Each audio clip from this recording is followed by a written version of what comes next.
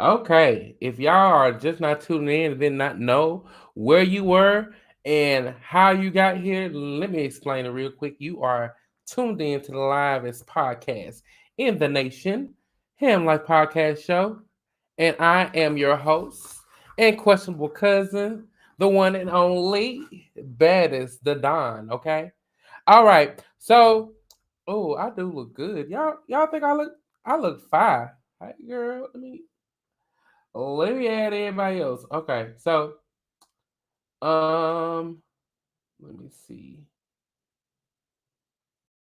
Mo. Oh, okay. Collab. Um,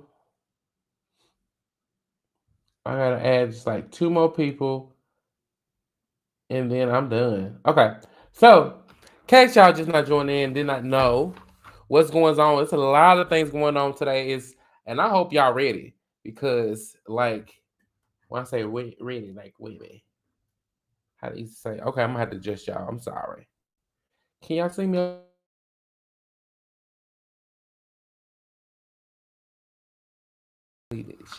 So, all right. So,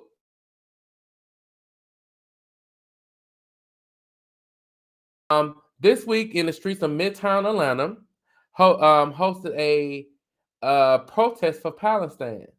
There were many conflicting arguments about the protest. Many people were saying that they didn't understand why have a protest here when we're not the problem. We don't have no issue with Palestine, or any of the or we're not at war or anything like that. So why have protests here? It should be protests there or close to the country who is warring with them. Um, so and then other people say that the reason why that the protest should happen here is due to that the U.S. is secretly or allegedly funding the war. I don't know.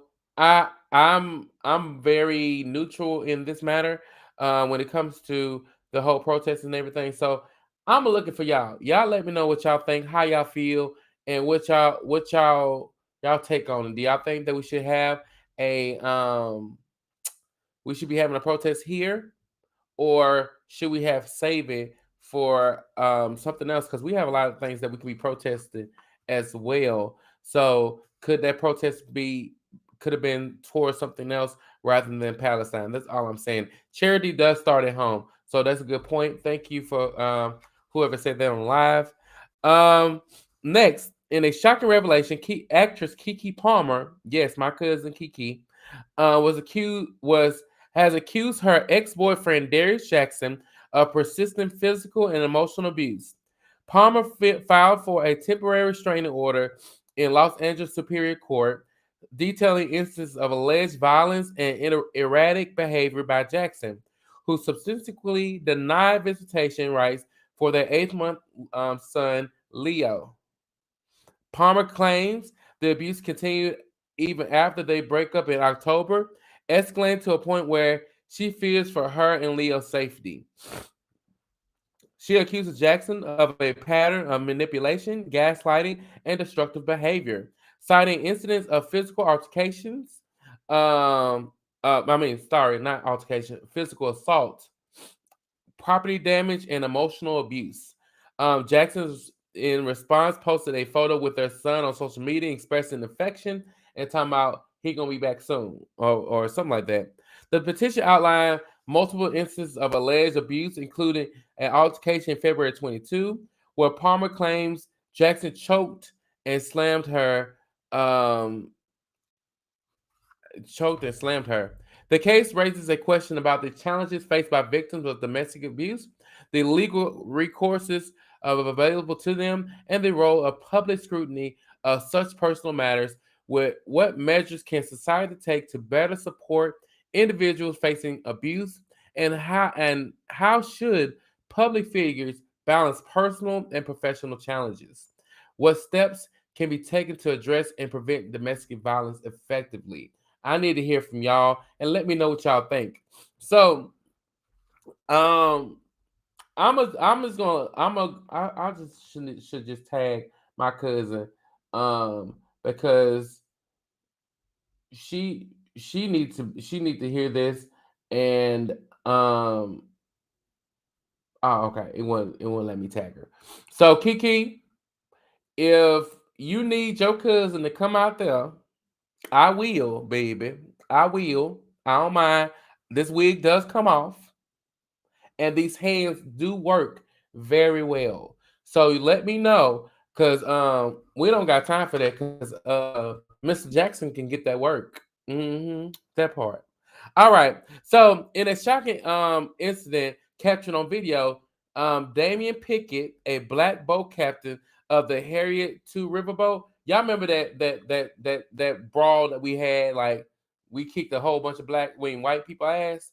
So black people, a whole bunch of black people.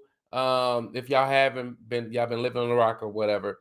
So to my knowledge, they had got into it, this this white couple, and well, a couple of white people and this black dude. They was ganging this black dude, and then some other black folks came to this black dude aid because they was ganging him, and it was being very aggressive, very rude. And then it turned into a big ass race war, almost like a race battle, almost white against black. So anyway, the footage showed Pickett in a heated exchange, asking the boaters to clear the way for his boat. A shirtless white man forcefully shoved Pickett before a brawl went down.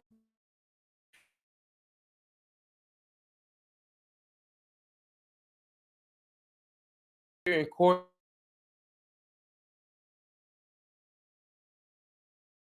punched Zachary Shipman, who denies involvement in the brawl and claims he was trying to stop a friend from fighting.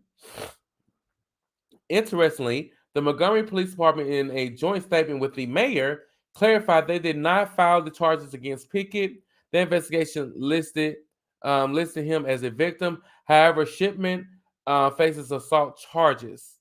As the incident raises question about self-defense, considering the circumstances, the Pickett family argues that amid a chaotic brawl, it would be unreasonable to expect Damien to assess the situation before defending himself. What are your thoughts in this incident? How y'all feel about what went on and how it happened? The video is still out there. You can YouTube it, or search it up and look at these videos. And how do you perceive the line between self-defense and aggression in such a volatile situation? Like, what y'all think that um is the line drawn for when, like, okay, I'm kicking into self-defense, or I'm just kicking ass just to be kicking ass. So y'all let me know what y'all think. Let's see. Okay, yeah, I feel y'all.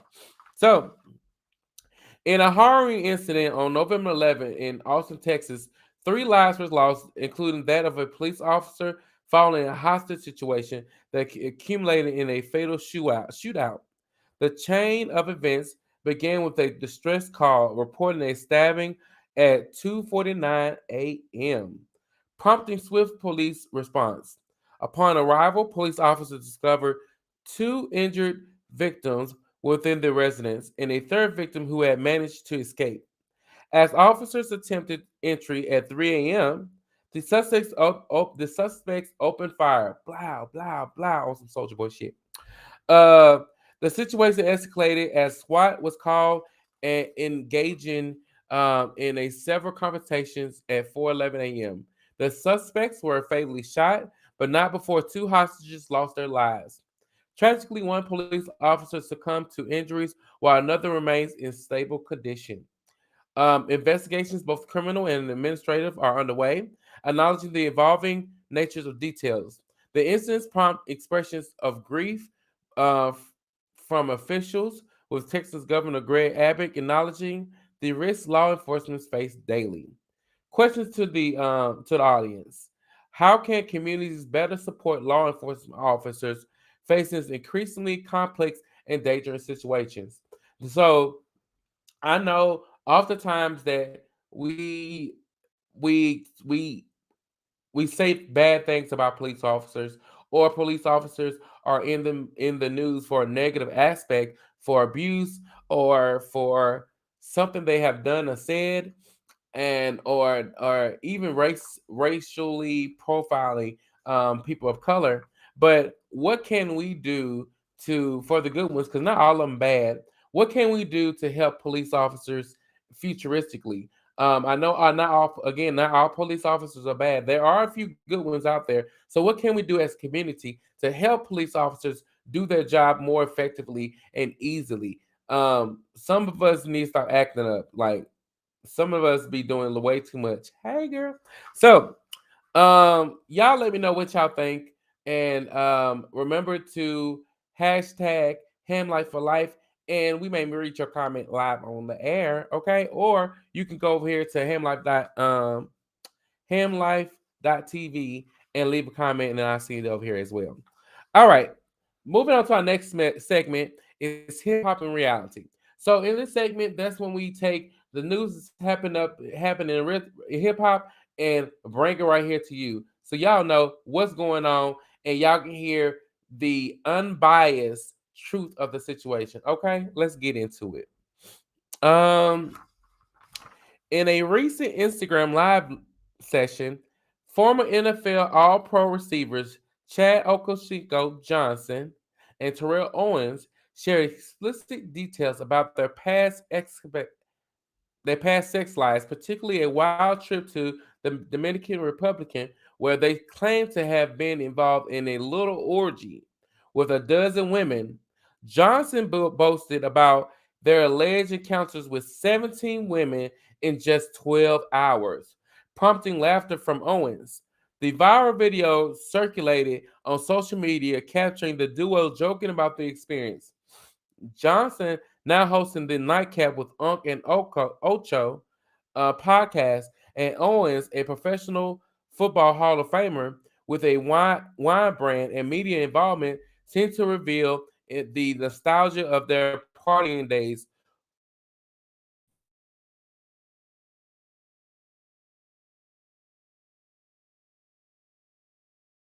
To be honest, and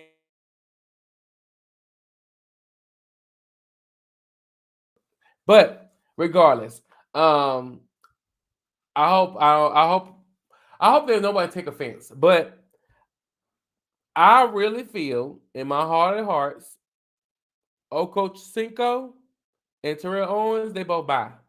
They both are bisexual. They give me bisexual vibes. They give me, and some people would defend them like, oh no, they mans, or whatever. These niggas are bisexual. I ain't gonna lie. When I first seen Chad, I'm like, he gives me like bisexual vibes, like, or I feel like he was in the closet once upon a time. Oh, my eyelashes coming out, and y'all ain't tell me. Oh Lord. Okay, but like he gives me bisexual vibes, like he's in the closet or he do stuff on the low. So y'all let me know what y'all feel. Y'all feel like Chad is on the low? Cause I do. I ain't gonna. I'm no. I ain't gonna say no shame in my game. And I feel like Terrell Owens is on the low. But again, that's not my business to tell.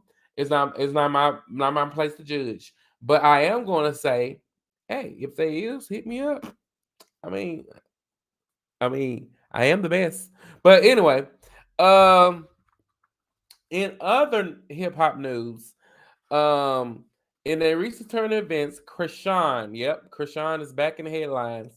Okay, Krishan Rock has stirred controversy by allegedly assaulting James Wright Chanel, Tamar Braxton's longtime friend and backup singer.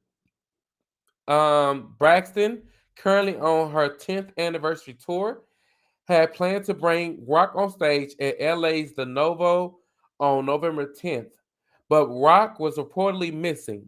Upset, Rock confronted Chanel, and the heated exchange escalated in a physical fight.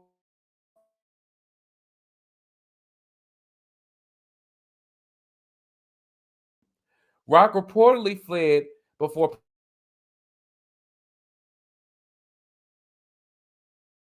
the incident on social media. Tamar's friend Latroy Davis has corroborated the reports, expressing a desire to see Rock's face legal consequences. Despite the allegation, Rock appears unfazed, unbothered. What are your thoughts on the incident? Do you think celebrities should be given leadway because of their because of their? Do you think celebrities should be held accountable for their actions? And how should the industry respond to such controversies? So, I am gonna say this. Krishan, uh, baby. I feel like she's too old to be doing what she's doing. And I feel like she should finally handle herself a little bit better. Because she handled herself a little bit better, then um she just too old and she clout chasing. She constantly say that everyone is clout chasing her and they all out for clout and so forth, not knowing these people been out way longer than you and then they have more credibility than you do. So baby, I hope you get yourself together and stop assaulting people. And just because you feel disrespected doesn't mean you always have to use your hands. You can use your words as well. Unless somebody put their hands on you, you don't have to always put your hands on people. Okay?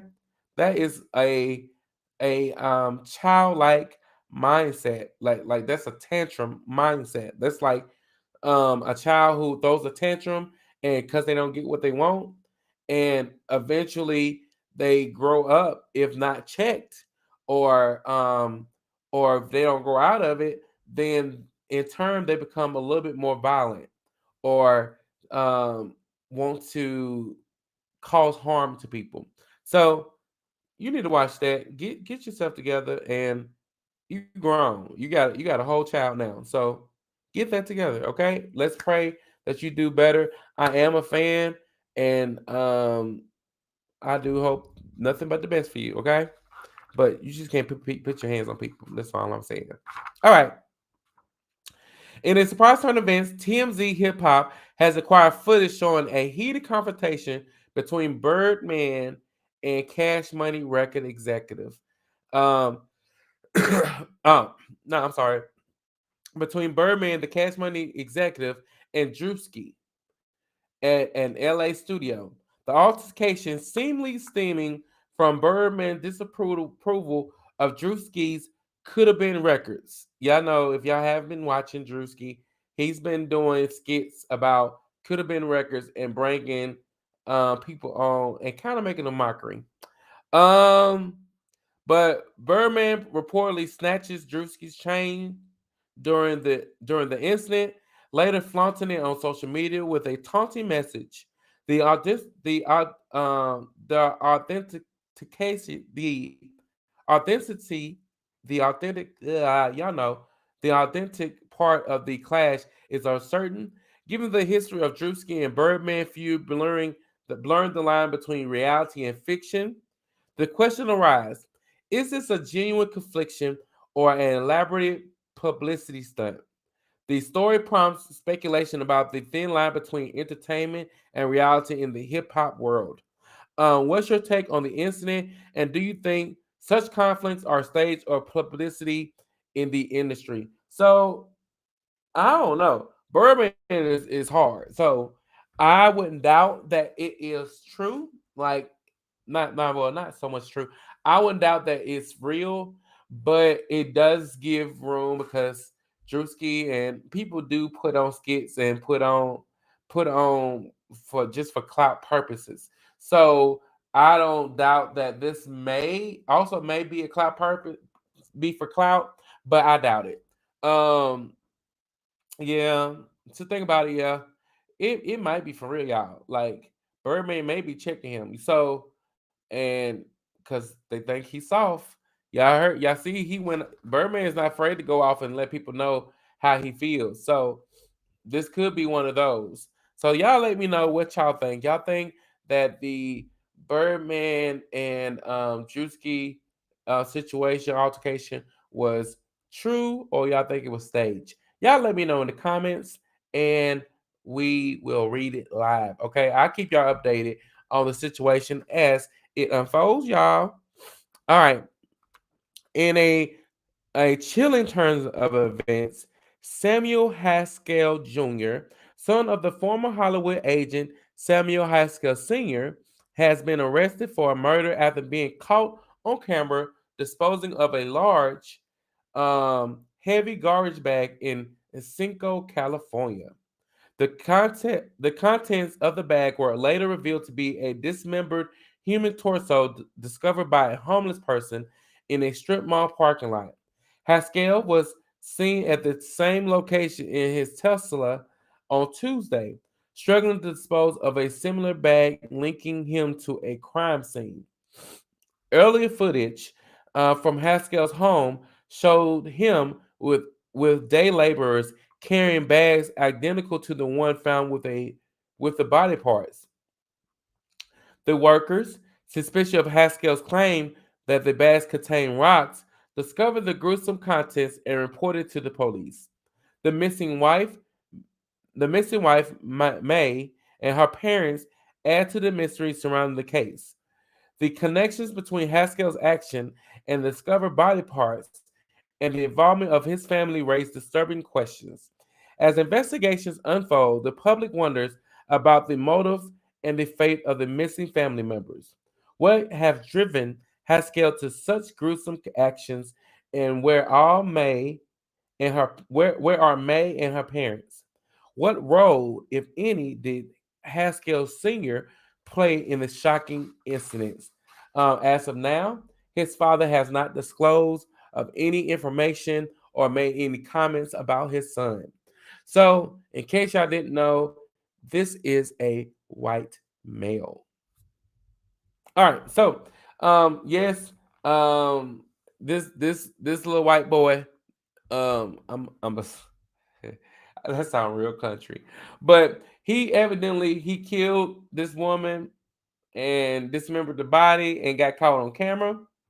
And they some people was taking pictures and recording y'all. So he chopped up this body and put it in the dumpster behind a mall strip, and the homeless person found it.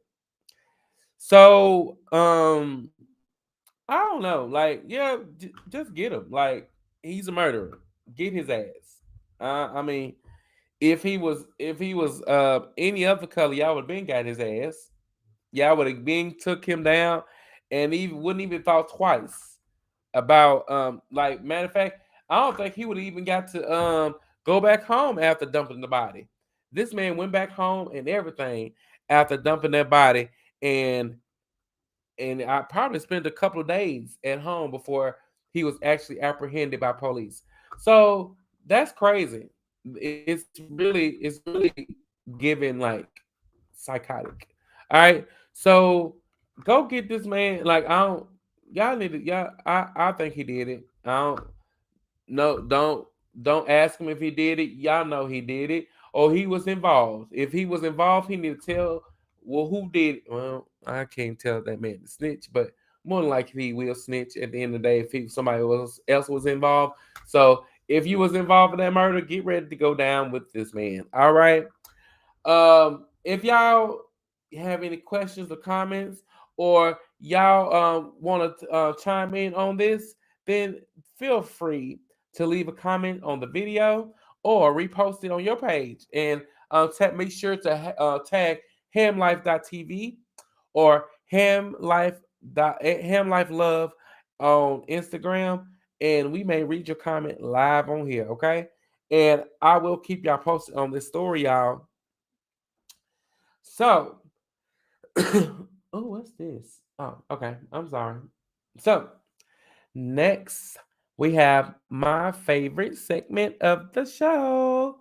Okay. So, next we have Sip My Tea Ham Life Story Submission.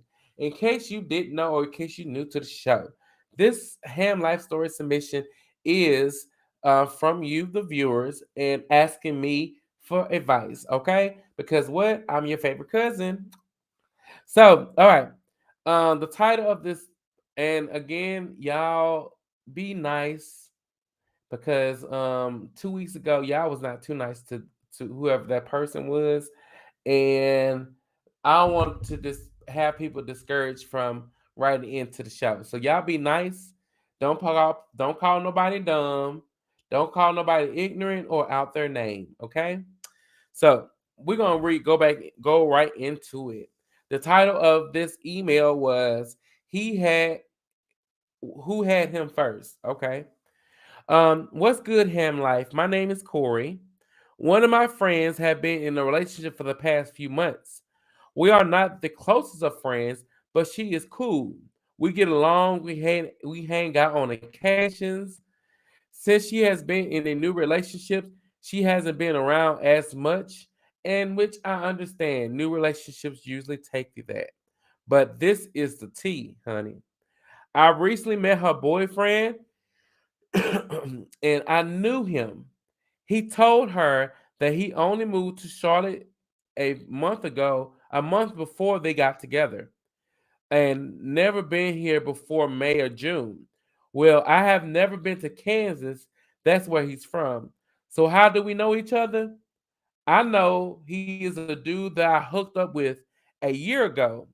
It was only twice, but and nothing serious, but I remembered him instantly.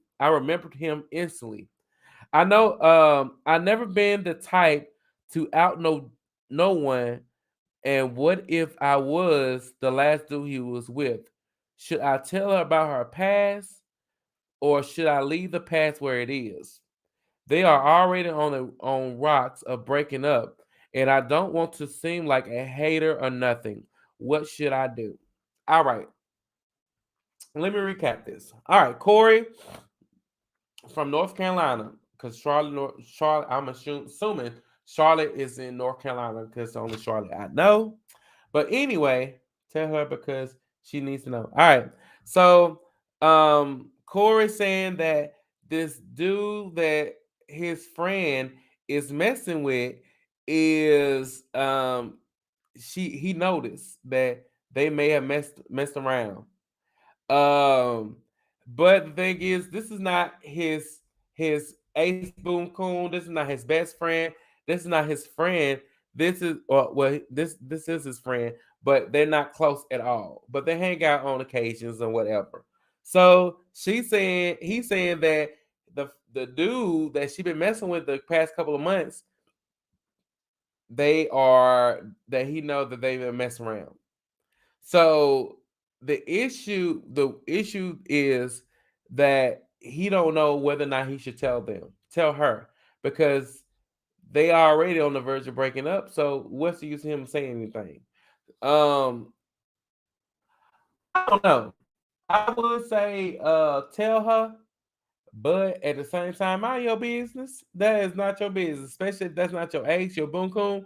You don't. That's not your business to tell. Um, but that's just me. I'm very secretive. I don't believe telling nobody business. But if it was like a relative of mine, or if it was one of my best friends, then I wouldn't have no choice but to say something. Um, I wouldn't go around not saying nothing. I'll drop some clues or something. We'll be playing blues clues, charades, or anything. I'll invite him or her over for game night, and we'll play Never Have I Ever, and I'll make it plain like that. Never have I ever slept with the same sex, or slept with a trainee, or slept with a gay dude or a film, and I'll put my finger down. If he don't put his down, then I say, y'all, somebody lying. Y'all lying. Y'all know some people in here lying. So I'll do it like that. I wouldn't tell her straight up, but I'll tell her in the game or so forth, or I'll make a little jokey joke and like say, ha ha, ooh, like he's swinging, ain't he, girl? What? He does know how to do that one trick. I'll throw that out there and see what she say. If she take it, she take it. If she don't, then she don't. I cannot force a horse to water or make them drink it at either points. So again, it's not my point. I would say, Corey, that you use your discernment. See how close. If you feel like y'all are in a close relationship, then If you feel like y'all not a close relationship, but a close friendship, if you feel like that's your friend and and you call her friend, then yes, tell her. But if you call that bitch associate and you know that that person's not gonna receive what you're saying, then keep it to yourself. You don't have to tell. No, you don't have to open your mouth and say shit. Say you know say it enough. I do advise that you just mind your business and keep on because if she um if she if she especially if she's gonna stay with him, you know what type of female she is. If she the type that is gonna listen and move on, then so be it. But I wouldn't recommend telling her if you know they're gonna break up, and especially if this dude is crazy, because you don't want to start beefing with this dude because you don't let his business out. And she should have known in the first place. Cause she gonna mention your name um and say that you told her.